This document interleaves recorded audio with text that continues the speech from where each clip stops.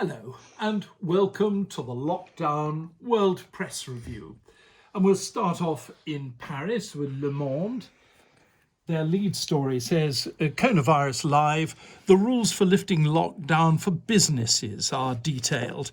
And it says, businesses that want to take up their activity again on the 11th of May should respect the universal rules, distancing, disinfectant, and in some cases providing masks. That comes from the Minister of Labour.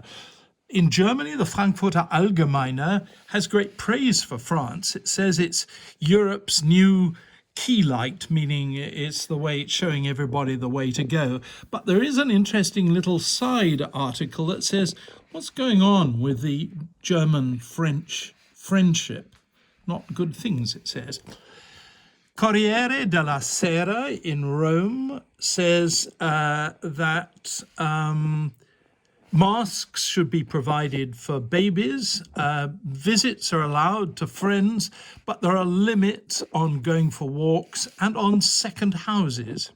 Interesting. The New York Times says there are bedside concerts comforting virus patients. You can apparently play music over your phones and it helps people. But down there it says worldwide backlash builds against China over coronavirus. It's this big battle going on between the Americans and Chinese.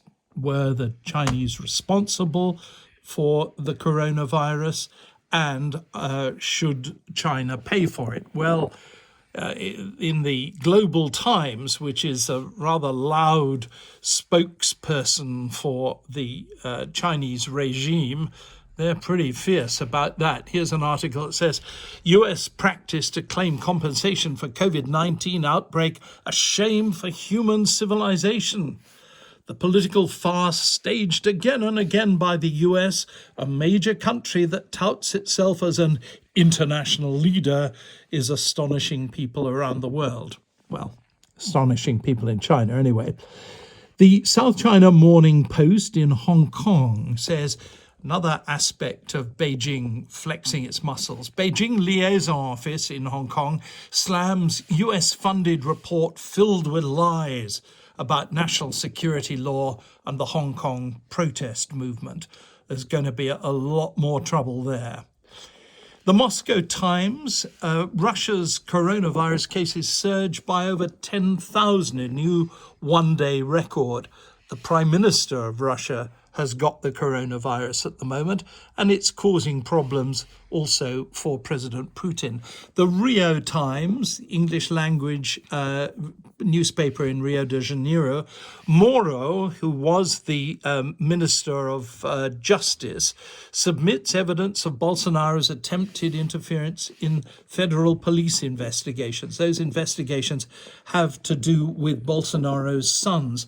This is a more important story even than the coronavirus in Rio and in Brazil generally, and it's going to have a lot of consequences.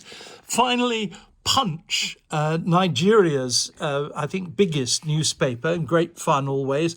It's got a column called Weird World, and it says, a Californian woman is being praised for ensuring the hatching of a cracked duck egg she found in a park after incubating it in her bra for over a month.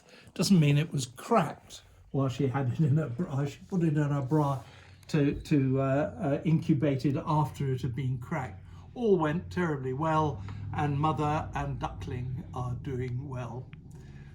Very nice to see you, and we'll see you again soon, I hope.